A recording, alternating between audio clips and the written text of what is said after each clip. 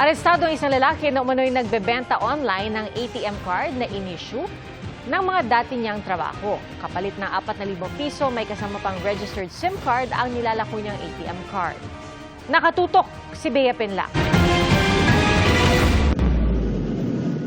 Sa unang tingin, tila normal na nag-uusap ang dalawang lalaking ito sa West Grace Park, Caloocan. Pero ang lalaki palang nakaitim na t-shirt, nagbebenta pala ng ATM card sa pulis na nagpapanggap na buyer. Maya-maya, lumapit na ang backup na tropa galing PNP Anti-Cybercrime Group.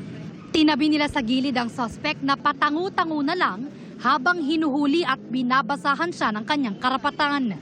Ayon sa pulisya, package pa ang alok ng suspect sa social media. Sa halagang 4,000 pesos, may ATM card na, may kasama pang mobile banking account at registered SIM card.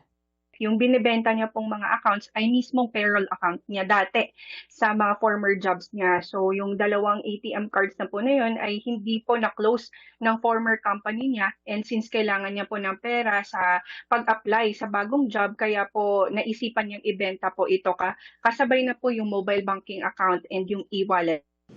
Babala ng pulisya, delikado ang pagbebenta ng mga ito. Ito po ay maaaring mapunta sa mga scammers or sa cybercriminals na kung saan maaari din nilang gamitin sa mga illegal online activities. Once na po, pag na-establish po na under po sa inyo yung mga accounts na ito or yung pag-register ng SIM card po, ay maaaring kayo po ang managot sa batas. Aminado sa krimen ang suspect. Hindi na po kasi siya kinukuha, so parang nagiging savings account na lang po. Naisipan ko lang talaga siya ibenta kasi nagipit talaga ako, ma'am. Mahaharap ang suspect sa reklamong paglabag sa Anti-Financial Account Scamming Act at Cybercrime Prevention Act. Para sa GMA Integrated News, Bea Pinlac, nakatutok 24 oras. Ang magiging lagay ng panahon sa mga susunod na araw lalo't may binabatay ang low pressure area. Alamin natin mula kay Amor La Rosa ng GMA Integrated News Weather Center. Amor.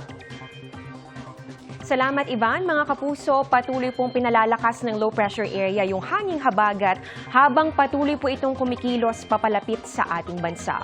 Huling nakita ng Pag-asa, ito pong low pressure area sa line 215 kilometers silangan po ng Baler, Aurora. Ayon po sa Pag-asa, posible po itong maglandfall o kaya naman po ay mag-cross or tumawid po dito sa may Central Luzon ngayong gabi o kaya naman ay bukas. Pagkatapos po nitong dumaan dito sa kalupaan at mapunta na po ulit dito sa dagat o dito sa may West Philippine Sea, saka na po ito posibleng lumakas at mamuo bilang isang ganap na bagyo. Pero depende pa rin po yan at pwede pang magkaroon ng mga pagbabago sa mga susunod na oras at sa mga susunod na araw. Samantala, patuloy po nitong palalakasin yung hanging habagat o yung southwest monsoon, kaya po maging handa pa rin ang ilang bahagi po ng ating bansa sa mga posibleng pag-ulan na dadalhin po nito. Base po sa datos ng Metro Weather, inaasahan po natin ngayong gabi meron pa rin mga pag-ulan. Dito po yan sa ilang bahagi ng Pilipinas, kasama po dyan ang ilang lugar dito sa Northern at Central Luzon, ganoon din dito sa ilang bahagi po ng Southern Luzon. Meron din mga kalat-kalat na ulan dito po yan sa ilang bahagi ng Visayas at ng Mindanao. Bukas ng umaga, yung po no, inaasahan po natin araw po ng Lunes. Dito po sa bahagi ng Luzon, halos ganyan din po ang inaasahan nating lagay ng panahon. Pero pagsapit po ng hapon at gabi, mas mataas na po ang tsansa ng mga pag-ulan at merong mga malalakas na buhos dito po yan sa ilang bahagi ng Northern Luzon, Central Luzon, Mimaropa at pati na rin po dito sa ilang bahagi ng Calabarzon at ng Bicol Region. Maging alerto pa rin po sa landslide o mga pagbaha gaya po ng naranasan sa Bulacan. Epekto po yan ng habagat na pinalakas nitong low pressure area na patuloy pong kumikilos sa loob ng Philippine Area of Responsibility. Posible pa rin po ang mga pag-ulan sa Visayas, lalong-lalo na dito sa western portions, kasama po ang Negros Island Region.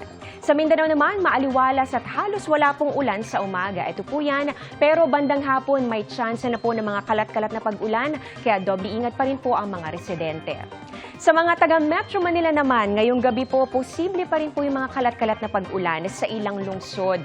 Mataas din po ang tsansa ng ulan bukas, lalo na po yan pagsapit ng hapon at ganoon din po pagsapit ng gabi. Pero mga kapuso, gaya po ngayong araw, meron po tayong mga break o yung pong pagkakataon na mawawala po yung mga pag-ulan, kakalma po yung panahon, pero pagkalipas po ng ilang oras ay maaari na namang bumuhos yung mga pag-ulan.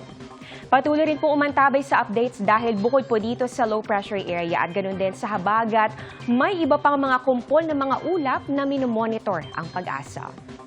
At yan po ang latest sa lagay ng ating panahon. Ako po si Amor La Rosa. Para sa GMA Integrated News Weather Center, maasahan anuman ang panahon. Wagi sa Game 1 ng NCAA Season 100 Men's Volleyball Finals ang Arellano Chiefs. Naka 3 sets po sila kontra sa isang set lang na naipanalo ng Letran Knights.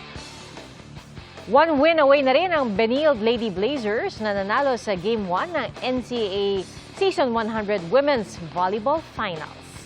Nanguna sila sa 3 sets, kaya wagi sila sa score na 3-1 kontra Letran Lady Knights. Magaganap po ang Game 2 ng Men's at Women's Volleyball Finals sa June 11.